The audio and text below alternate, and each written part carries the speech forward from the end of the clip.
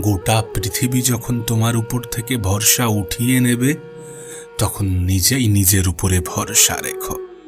গোটা পৃথিবী যখন তোমার উপরে, তোমার যোগ্যতার উপরে সন্দেহ করবে, তখন নিজেই নিজের উপরে ভরসা রেখো।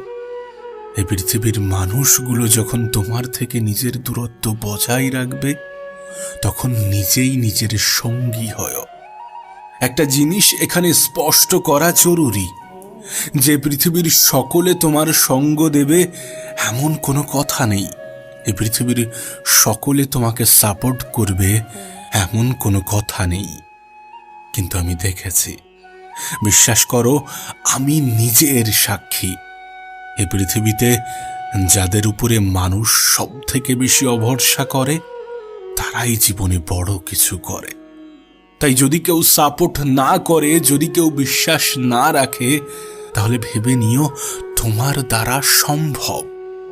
একটা কথা মনে রেখো, শুরুতে সবাই সঙ্গ দেয় না, শুরুতে সবাই পাশে থাকে না, শুরুটা তোমাকেই করতে হবে। কিন্তু একটা সময় পরে যখন সেই শুরুটা বৃহৎ আকার ধারণ করবে, যখন সেটা বাস্তবের রূপ নিতে শুরু করবে, তখন তোমার ভালোবাসার মানুষের কোনো অভাব হবে না। একটা সময় পরে দেখবে, যারাই তোমাকে বলছিল যে তোমার দ্বারা হবে না, তোমার উপরে আমার কোনো আস্থা নেই, বিশ্বাস নেই, তারাই তোমাকে এসে বলবে যে আমাদের বিশ্বাস ছিল, আমাদের ভরসা ছিল যে তুমি পারবে। তাই শুরুটা তোমাকেই করতে হবে। শুরুতে কেউই সঙ্গ দেবে না, শুরুতে কেউই বলবে না তোমার মধ্যে সেই ক্ষমতা, সেই ট্যালেন্ট, সেই যোগ্যতা আছে, কেউই বলবে না। Without work hard talent is nothing.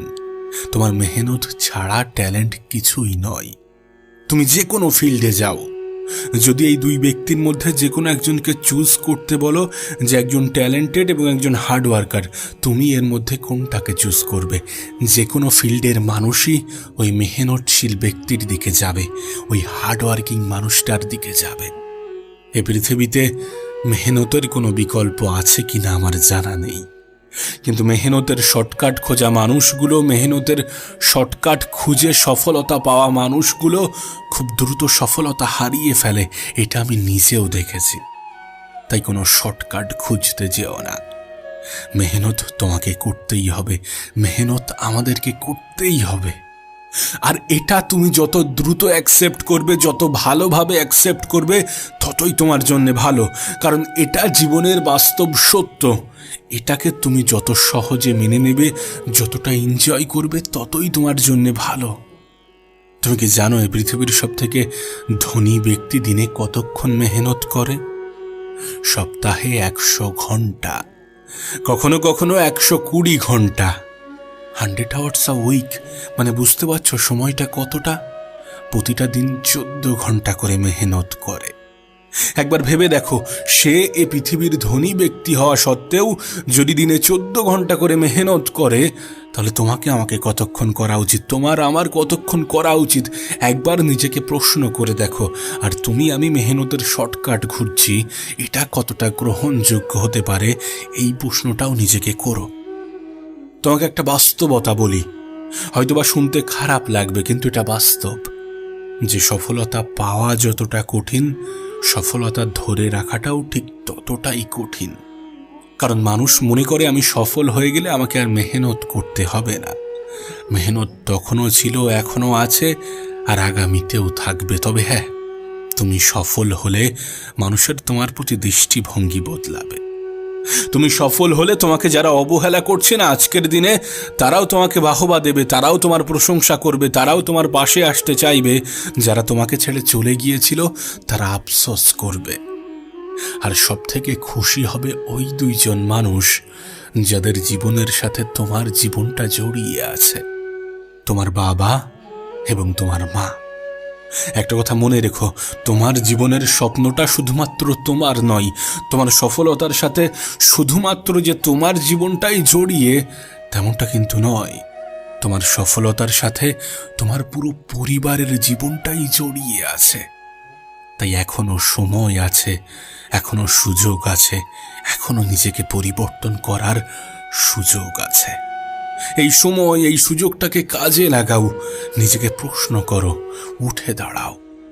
এত বেশি সমাজের দিকে তাকিও না, এত বেশি ভেবো না লোকে কি বলবে, লোকে কি ভাববে, এতে কোনো যাই আসে না। লোকে তখনও বলতো, এখনো বলছে, আর আগামীতেও বলবে।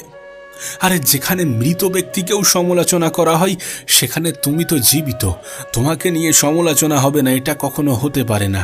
তুমি তো সিলেবাসের মধ্যে পড়ো, তোমাকে নিয়ে সমালোচনা হবে, এটাই বাস্তব। আমি একটা লাইনে অনেক বেশি বিশ্বাসী, যে মেহনত কখনো ধোঁকা দেয় না। কারণ আমি আমার জীবনে এটাকে অনুভব করেছি, এটাকে রিয়েলাইজ করেছি যে মেহনত কখনো ধোঁকা দেয় না। হ্যাঁ, কিছু মেহনত হয়তোবা দেরিতে ফল দেয়, কিছু মেহনত হয়তোবা দেরিতে রিয়্যাক্ট করে, কিন্তু মেহনত কখনো ধোঁকা দেয় না। একটা কথা মনে রেখো, আমাদের রেজাল্ট কিন্তু আমাদের হাতে থাকে না, কিন্তু আমাদের চেষ্টা, আমাদের মেহনত, আমাদের পরিশ্রম, এগুলো আমাদের হাতেই থাকে। তাই নিজের তরফ থেকে সম্পূর্ণ চেষ্টাটা করা উচিত, ততটা চেষ্টা করা উচিত যতটা চেষ্টা করার পরে নিজের উপরে আর আফসোস হবে না। দেখো, আমি জানি না তোমার এজ কত, তোমার বয়স কত, কিন্তু তোমার বয়স যাই হোক না কেন, তোমার জীবনের সব থেকে বড় সম্পদ হচ্ছে সময়। সময় এ পৃথিবীর সব থেকে বড় অ্যাসেট। অ্যাসেট মানে কি? যেটা আমাদেরকে প্রফিটেবল বানায়।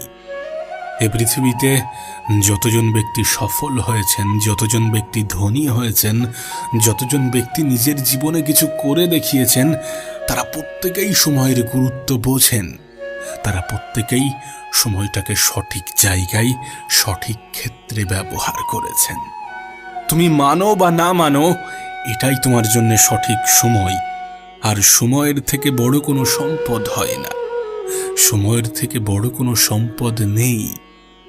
দেখো, আমি এটা বিশ্বাস করি যে অর্থই জীবনের সমস্ত কিছু নয়, কিন্তু এটা কি তুমি অস্বীকার করতে পারবে যে এই অর্থ যদি আসে তাহলে তোমার জীবনের 80% সমস্যা দূর হয়ে যাবে? এটা কি অস্বীকার করার কোনো জায়গা আছে যে আমাদের জীবনের রিকোয়ারমেন্টগুলো পূরণ করার জন্য অর্থের প্রয়োজন? কেউ অস্বীকার করতে পারবে না। এটাও জীবনের একটা প্রয়োজনীয়তা, এটাও জীবনের প্রয়োজন। এটা আজকের দিনে অনেক বেশি প্রয়োজন। তুমি নিজেই এই সমাজের দিকে দেখো, তুমি তো দেখছো অর্থের বিনিময়ে মানুষ কি কি না করছে। তাই কেউ যদি অর্থ উপার্জনের জন্যেও নিজেকে পরিবর্তন করতে চাই, কেউ যদি অর্থের জন্য নিজেকে সফল বানাতে চাই, আমি তাকে ছোট করব না, কারণ এটা প্রয়োজন। আমাদের অনেকের মধ্যেই উদার মানসিকতা আছে, প্রত্যেকটা মানুষের মধ্যেই একটা ভালো মানুষ লুকিয়ে থাকে।